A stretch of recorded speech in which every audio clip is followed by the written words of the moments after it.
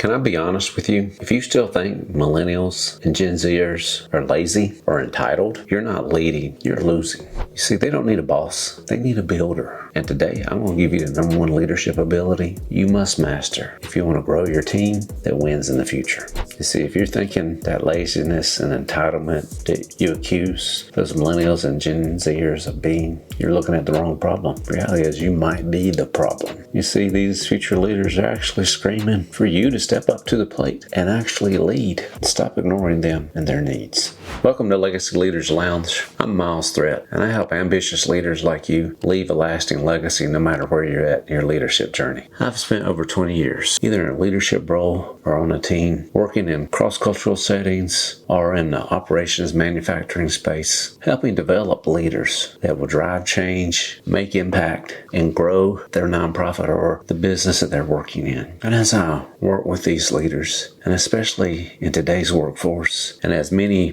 baby boomers and Gen Xers are in those executive roles and they're wanting to lead and guide future, and you have big goals and you have big dreams, but you're having a hard time accomplishing them because you just don't get or understand those millennial and Gen Zers. Their motivation is different. And one of the game changers that you're missing out on is adaptive listening. And it starts with building something even deeper, psychological safety. Let's get into it. The millennial and Gen Z population make up the majority of today's workforce. I know you might think that they're lazy or that they feel like they're entitled. And the reality is they're not lazy. They value purpose over position. Your title, not important to them. Titles in general are not important to them. Working for a bigger purpose, a bigger mission, now that's what they value. Can you give them that? Have you defined that purpose? Have you helped them understand the mission that you're on as an organization? And how do they fit into that mission? How do they fit into that purpose? Is that purpose something that they can live out on the job and in their life?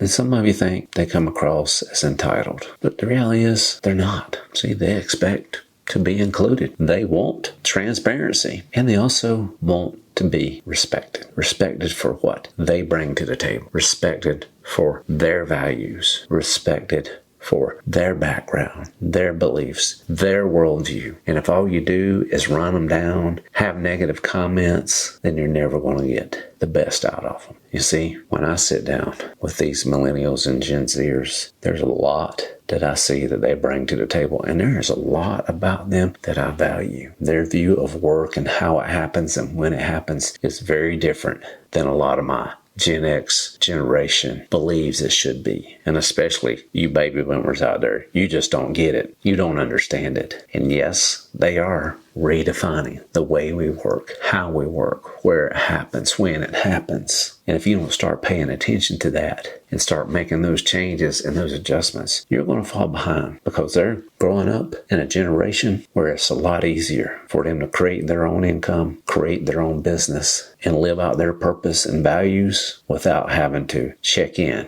when you say they should, or follow your outdated principles and practices and structures that do not fit and meet their purpose and their mission and their vision for their life and their goals. They've seen their parents sacrifice family, time, everything to try to build something for someone else, only to see them get shafted or left behind or cut out because of changes in their various industries or sending jobs elsewhere. If you want to grow your team and make a huge impact with your millennial and Gen Z team members, then you're going to need to learn to really listen to them.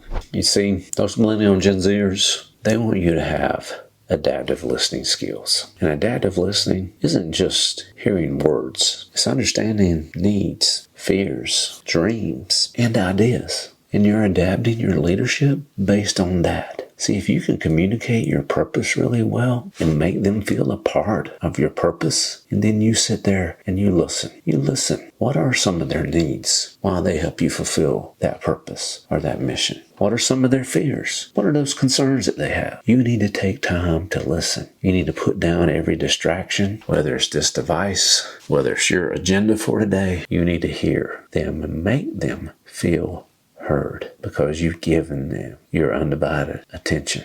Besides the adaptive listening, they need psychological safety. I know what some of you boomers or Gen Xers are going to say. You're going to call them snowflakes. I know it. I know. I grew up as a Gen Xer. I know what it's like to get out of school and go home and have no parents there and take care of myself. I never thought about psychological safety at school or at work. Imagine if I had it at school when I was there. How would that make me feel about life? And the reality is, this generation has not grown up in a safe environment. The reality is, it's been unsafe for them to go to school since they were kids. The reality is, the world in general is unsafe. They grew up in a time when travel was difficult because the world is not safe. And you think that they're being a snowflake. See, if you want them to be followers, you have to be a leader. And if you're going to use control and command leadership style, you're screwed. They are not interested in working for a command control leader. And if that is your style, there are not many I'm going to stick around and follow you. They want a leader who can create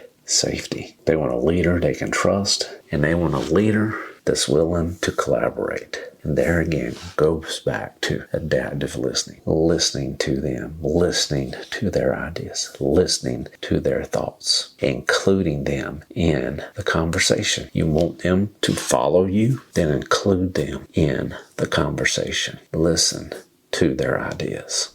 That top-down leadership style and mentality, barking orders, command and control, you're not going to get the best out of them. They aren't going to trust you as a leader. They're not going to buy into your purpose, your mission, if that's going to be your style of leadership. What they're looking for is to be included, to really be led side by side, to build trust, and to create a partnership where you collaborate, you're sharing ideas, you're valuing what they have to say and what they have to offer, and you're learning how to implement it, and you're learning how to do work in a way that brings value to them. The reality is, you got a chance to redefine it all, and you can do that by doing it alongside them, with them.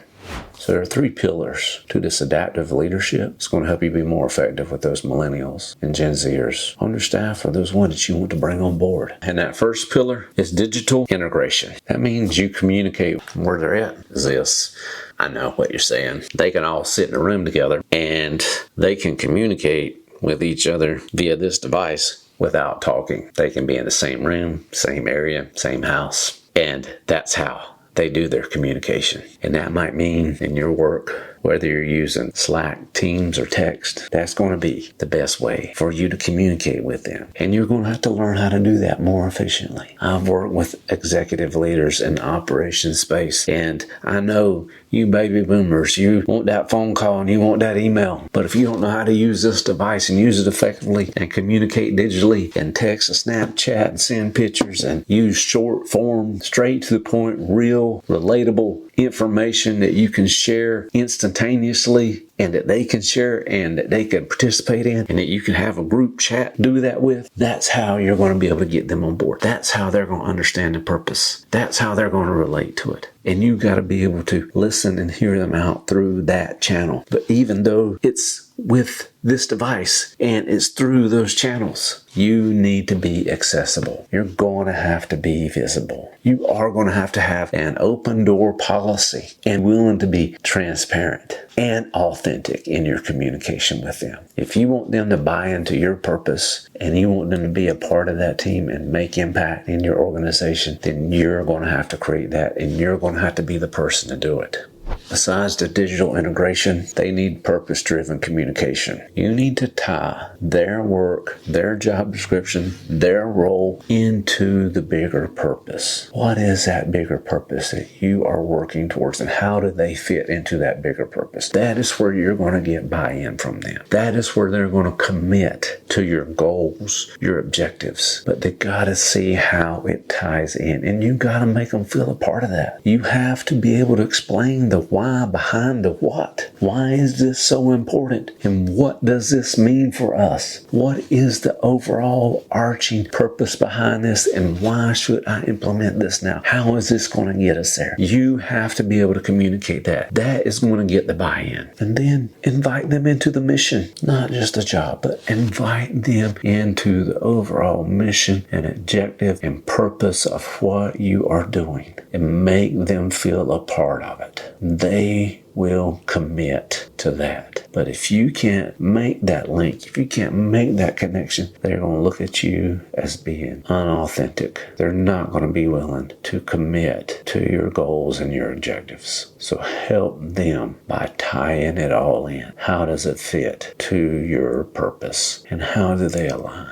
And the final part to adaptive listening is creating a feedback loop. And that's by building real two-way communication. And that's not just having suggestion boxes. That is you as a leader taking responsibility, closing the communication gap by asking good, open-ended questions to draw them out, to get their ideas, to seek their feedback, to seek their input. If you cannot close the communication gap with those open-ended questions, you are shooting yourself in the foot. And then once you ask those open-ended questions and you get that feedback, act on it. Even if it's hard to hear, act on it. What changes can you make? The reality is, if you're still operating on best practices that are 10 years old, you're screwed anyway. And most of your best practices, they've been out of date for 3 to 4 years now because society has changed. Work has changed. People's mindset and view of how work should be done and when it should be done has changed. And the reality is, it wasn't the Millennials and the Gen Zers that changed it. It was already set in place by us, Gen X. Yes. Baby boomers. Yes. You set it in place. Now you're left to deal with it and adapt to it, but you're still stuck in old best practices that are out of date. So act on their feedback.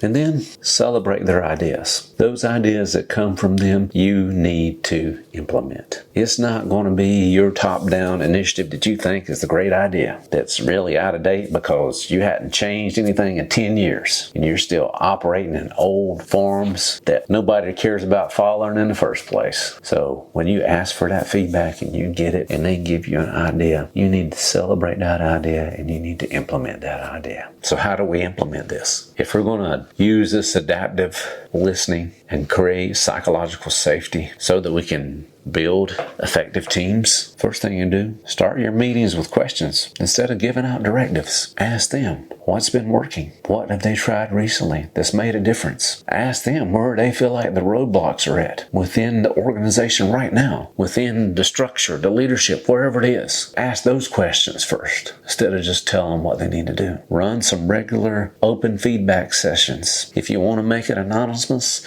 then do it digitally. Create an anonymous feedback survey that goes out on a monthly basis, or have the courage to open the floor and create a safe space within your organization where that they can share openly without being reprimanded or losing their job. If you're not getting the results you want now anyway, how's it going to hurt? Share some of your own mistakes. None of us are perfect. We've all made mistakes throughout our career. Just share some of those. Let them be learning moments and help them see that it's okay to fail, that you are going to make mistakes. Nobody is perfect. You want to create an environment for them to learn and grow and test ideas and try and fail and grow from them. It is through those trials and through those testings and through those failures that we all grow and we all learn how to do it better and different. And finally, reward speaking up, not just following orders. Anybody can follow orders. There's nothing to it. It doesn't take a brain, really. But for someone to have the courage to speak up and share their ideas and put themselves on the line that way, they need to be acknowledged. They need to be rewarded. So when they do speak up, acknowledge them for it. Thank them for it. Reward them for it. And that creates psychological safety for them because you're not tearing them down. You're listening. You're hearing them out. As you do this, there's some things that you need to avoid and be very cautious of. You need to avoid listening only to defend your decision. If you're not taking the time to fully listen and hear them out being judgmental, without trying to feel like you've got to explain your reasoning, then you're missing the mark. You need to be willing to listen non-judgmentally and don't feel like you got to protect yourself. are your ideas. The other one is pretending that you're listening and never do anything about it. If you're going to ask for their feedback, then you need to do something about it. And if you're not, you need to be honest and transparent enough to tell them, because they're not interested in your bullshit. They want you to be transparent and they want you to be authentic. So if you're not going to do it, if you're not going to listen, just have the courage to say so, or just have the courage to say that's not what we're going to do. And for you to create that psychological safety, it's going to take time, and you're going to have to be consistent. And if you implement this adaptive listening and you take the time to listen, take their feedback, act upon it, reward them for speaking up, normalize learning and growing out loud. If you consistently do those things, then they're going to feel psychologically safe. But it's going to take time, and give it time, but be consistent about it. You see, millennials and Gen Zers, they aren't looking for perfect leaders. They're looking for present leaders. Leaders who listen, who learn, and who lead with purpose. If that's the kind of leader you want to be, you don't have to do it alone. My coaching program is built to help you grow in your influence, your impact, and your legacy. There's a link in the description below for a free discovery call for you to sign up today. Let me help you build something that lasts. And here's a challenge for you. This week, try one of the 3 pillars of adaptive listening. Use that digital integration, implement some purpose-driven communication, and give them opportunity for feedback. And then watch what happens when you lead with trust instead of your title. I'm Miles Threat. Thank you for joining me for Legacy Leaders Lounge today. Listen deeply, lead boldly, and leave a lasting legacy. Thank you for joining me today.